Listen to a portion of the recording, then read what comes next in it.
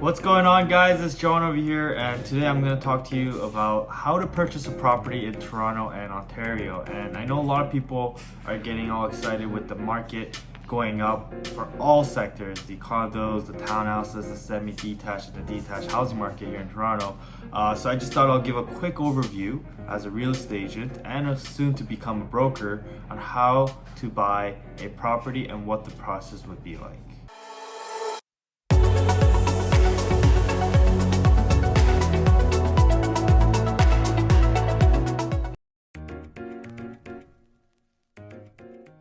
Alright guys, so the first thing you would have to do is you would have to find a highly skilled, reputable real estate agent who would work for you. It's very important that you find the right agent who could spend the time and the effort to show you the property, to be able to show you what's also available in the market, do a comparable market analysis on the property, and negotiate on your behalf so that you purchase the property at the perfect price. The best thing about working with a real estate agent as well is that when you're purchasing a property, you would not have to pay any fees, commissions, or any money to them, as this will be all provided by the seller. So this is why you want to work with a real estate agent when purchasing a property. So the second thing you would have to do after you find the perfect property with your agent is to put an offer. So once you put an offer, there are 3 key points that you would have to consider. The first one is you would have to determine the price. The second is determine the possession date. And finally, what kind of conditions you would like to put with the offer. So going back to the first key point, the first thing is what would you like to put for the price? So the price will be determined based on the comparable market analysis. Your agent will help you determine the price based on the previously solds and also what the current seller bought it for and what the listing price is showing. The second thing you would have to determine is the possession date. For a possession date, it's very simple. It's when you would like to move in and when the sellers would like to move out. The last and most important one is putting any conditions with your offer. So what are conditions? Conditions are pretty much to being able to do your due diligence after the offer gets accepted so that you would be able to back out a deal if any of these conditions makes you feel like you would not be able to properly close, or that the price or the property is not suitable to your demands. So for example, if you're purchasing a condominium, the first condition I would highly recommend you to put is the status certificate conditions. So condo corporations go through a board of directors. They have maintenance fees, where maintenance fees goes to a reserve fund, and everything is maintained within the condominium corporation. It's very important that your lawyer reviews the status certificate so that they would be able to see how the condominium corporation is doing, to see if that there's nothing against the building or the property, so that you won't be affected in the long run. The second condition I would recommend if you are buying a house, which is a semi-detached townhouse or even a detached house, would be a home inspection condition.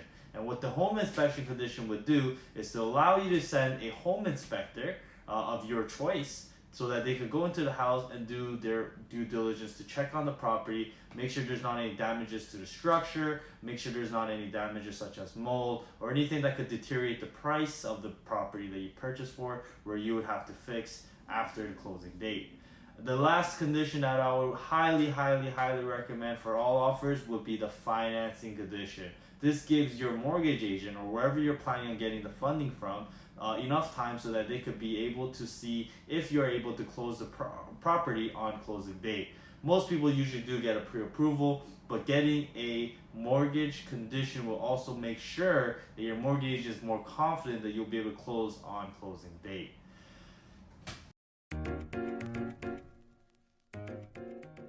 Alright, so after you found that perfect property, and then after you put in your offer and assuming that all the conditions got fulfilled, the third step I want to talk to you is that once the deal got firm and binding, what you would have to do up until the closing date. So the first thing you would have to do is you would have to transfer all the utilities onto your name from the previous owners. The second thing you would have to do is you would have to get home insurance. The third thing you would have to do is you would have to find a real estate lawyer.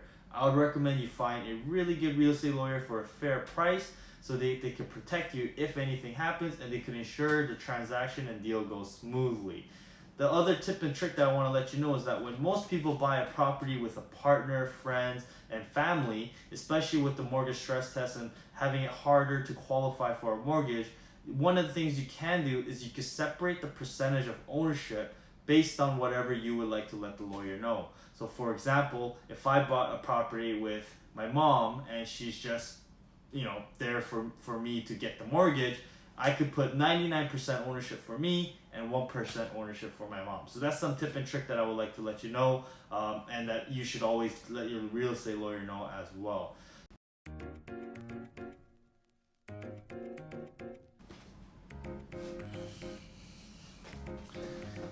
So this video was just to give you a quick glimpse and a highlight of what to expect for when you purchase a property, to understand the process from start to closing, especially with this fast-paced market that we're seeing right now and how things are rising in the Toronto real estate market. So I want to just give you an idea so that you're more aware of the process and you won't be caught off guard, some tips and tricks to help you along the way. And feel free to ask me any questions if you like. And if you guys really like this video, please hit that like button, subscribe to this channel, and thanks for watching, guys. Thank you.